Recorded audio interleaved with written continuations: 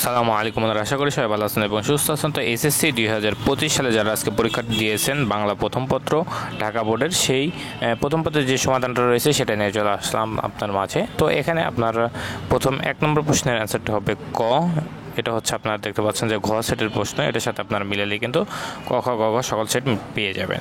তো এখানে 1 নম্বর প্রশ্নের অ্যান্সারটা হবে ক, 2 নম্বর প্রশ্নের অ্যান্সারটা হবে খ, 3 নম্বর প্রশ্নের অ্যান্সারটা হবে এখানে আপনার হচ্ছে গ, 4 নম্বর প্রশ্নের অ্যান্সারটা হবে এখানে আপনার গ, 5 নম্বর প্রশ্নের অ্যান্সারটা হবে এখানে আপনার হচ্ছে খ, 6 নম্বর প্রশ্নের অ্যান্সারটা হবে এখানে আপনার ক, 7 নম্বর প্রশ্নের অ্যান্সারটা হবে এখানে আপনার হচ্ছে গ।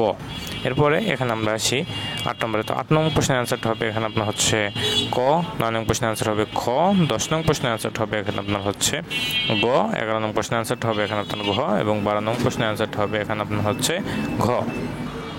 এরপরে আমরা আসি 13 নম্বরে। তো 13 নম্বর প্রশ্নের অ্যান্সারটা হবে এখানে আপনার হচ্ছে ঘ, 14 নম্বর প্রশ্নের অ্যান্সারটা হবে এখানে আপনার হচ্ছে ক, 15 নম্বর প্রশ্নের অ্যান্সারটা হবে এখানে আপনার হচ্ছে গ, 16 নম্বর প্রশ্নের অ্যান্সারটা হবে এখানে আপনার গ।